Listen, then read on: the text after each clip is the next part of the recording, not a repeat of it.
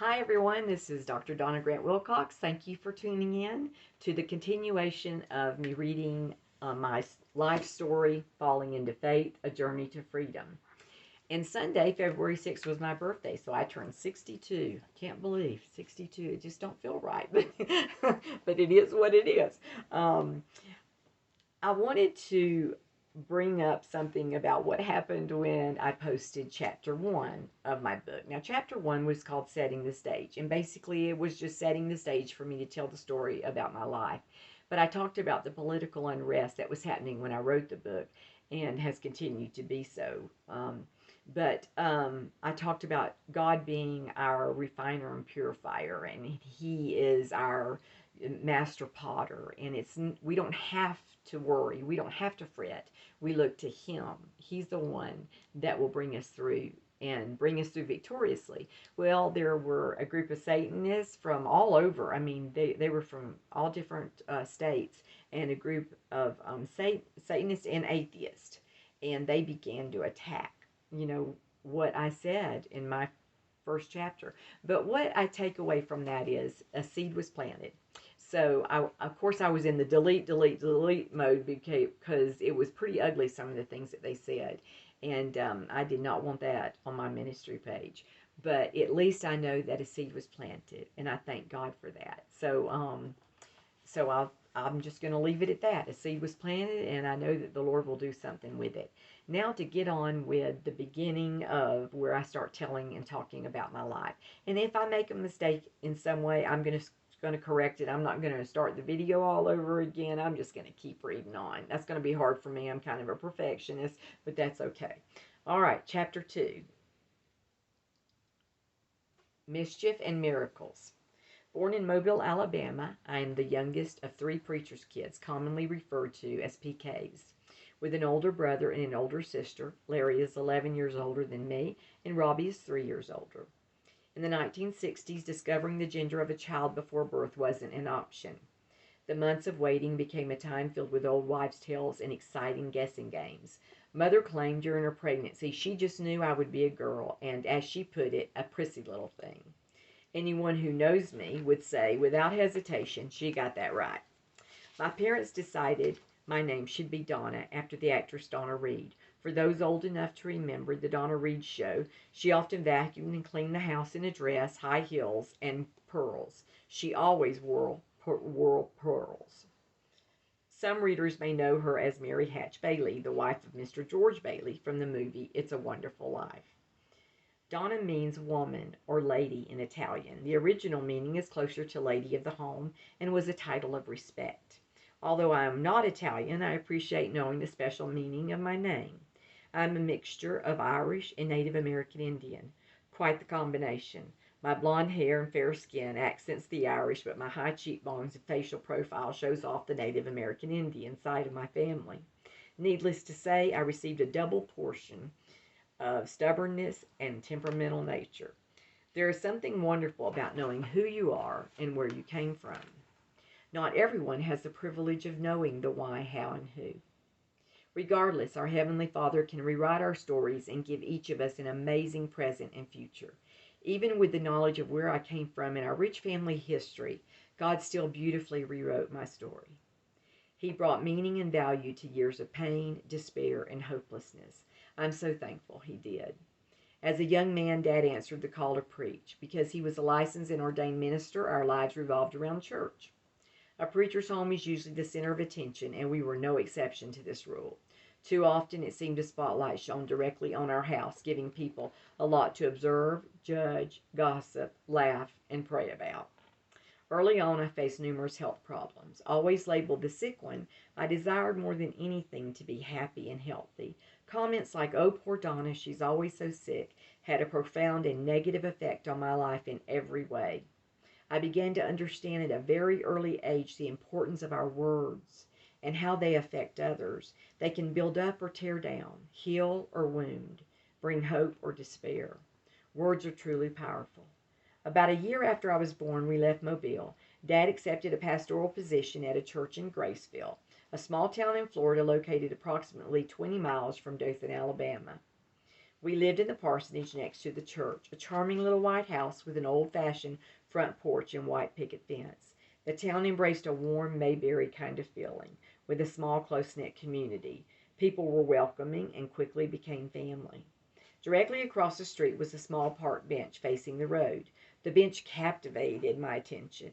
Mother kept a watchful eye because she knew her little girl's weakness, socializing. If anyone sat down alone, I wanted to dart across the street with the hope of making a new friend. Mother stated I often begged and pleaded, "Please, Mama, let me go. They are all alone with no one to talk to." The ultimate little social bug, I cannot ever remember feeling shy. I truly loved being around people and making friends. Mother, a talented musician, sang and played the piano, organ, and accordion. She began teaching us to sing as soon as we could talk. God put a song inside my heart at a very early age. By the time I was 3, my sister, mother, and I harmonized in church and sang on the radio.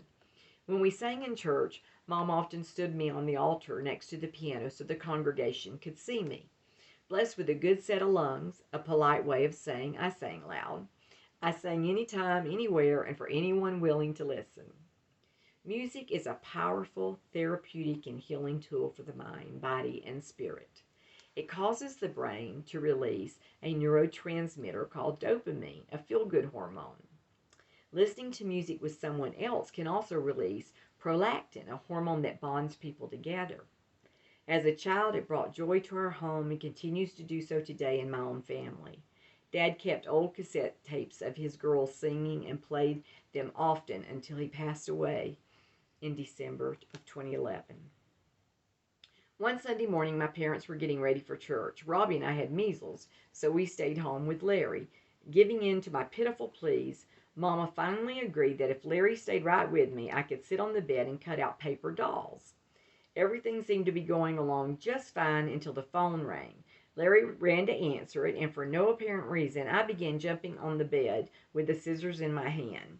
The scary part, they were the long, sharp, stainless steel kind.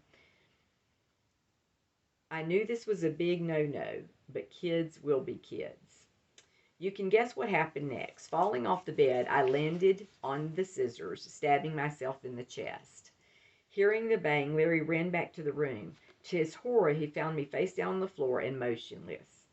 Turning me over, he saw the scissors plunged deep into my chest. Larry yelled for Robbie to run over to the church and get Mom and Dad. Within minutes, they rushed in, finding me on the floor in my brother's arms. Panicking, Larry suddenly grabbed the handle and pulled the scissors out, but no blood came from the wound. Fearing there would be internal bleeding, everyone prayed as Daddy scooped me up in his arms and rushed me to the nearest hospital in Dothan, Alabama. The entire congregation and many of our neighbors followed close behind. Word quickly spread, and someone called the local radio station. The disc jockey informed listeners about the incident and asked everyone to please pray for 3-year-old little Donna Grant. Our community came together in faith and prayed as they waited to hear news from the hospital. The emergency room doctor took x-rays to determine the severity of the wound. He soon came out in disbelief, advising my parents the scissors literally missed my heart and lungs by a hair, and there appeared to be no trace of internal bleeding, he exclaimed. This is nothing less than a miracle. My parents stated throughout the entire ordeal I never cried and appeared strangely calm. After this incident, people came to our church to see the little girl who had the whole town praying. Mother never wanted us to forget God's hand of protection. The local newspaper wrote an article about the accident and the little miracle child named Donna. She kept the newspaper article in a drawer at home, often reading it as a reminder of God's never-failing love and mercy. Through the years, I faced many challenges and hospitalizations. During those times, Mother kept that article close by as a reminder of God's mercy. She often made me look at it as she would firmly state, "Child, you are a miracle. God is going to heal you."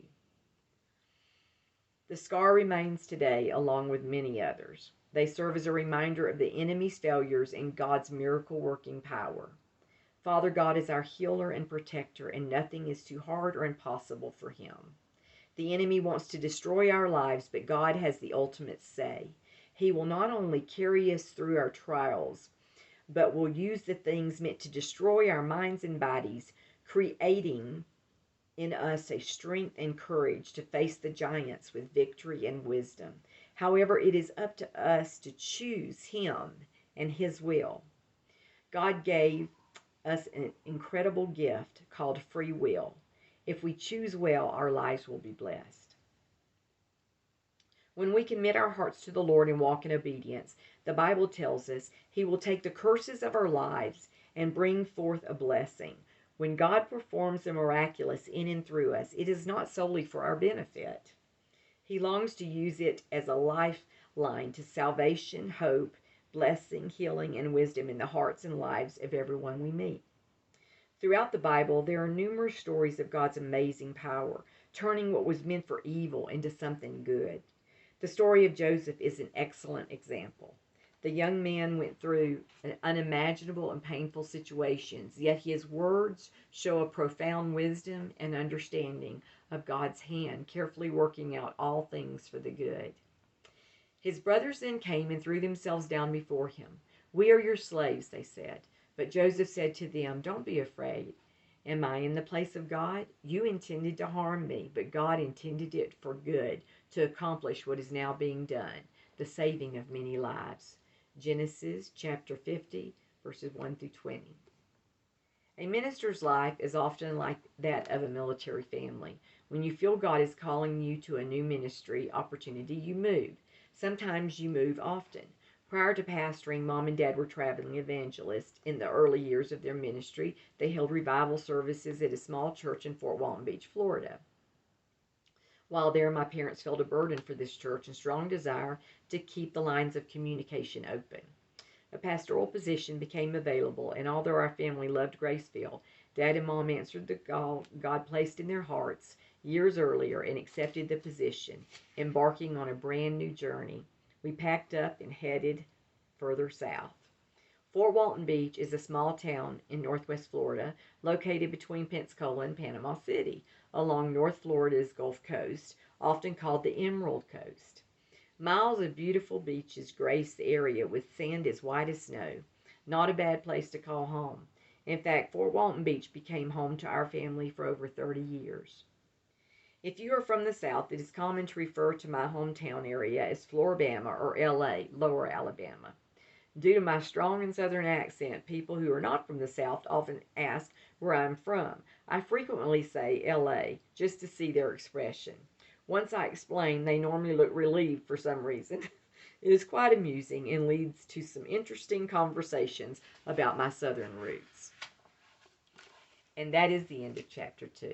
And the next chapter is called Devil-Possessed Chickens in Bikinis, and you don't want to miss that. Trust me. But what I want to say about, what happened to me even in Graceville and how my mom and dad were about reminding me throughout my life of God's faithfulness, and that, they were just determined that I was going to keep it inside of my spirit that I was not leaving this earth, until it was my time and until I had accomplished what God wanted me to on this planet. And I'm thankful for those roots. Not everyone has that. Not everyone has that encourager in their life. So those of you who are listening, be that encourager for someone who may not have that, who may have never had that. And I can tell you as a therapist, I talk to a lot of people and I counsel a lot of people that did not have that growing up. And what they had growing up was nothing but pain from people that should love them and nurture them and care for them. So use your words wisely. Words have a profound effect, like I said, on everyone we meet. And let's heal. Let's not destroy. Let's build up, not tear down. Let's become the encouragers that we need to become so that others will want to turn to the Christ that's within us. Okay, that's all for now. Get ready for Devil-Possessed Chickens in Bikinis. You're going to like it. Take care and God bless you.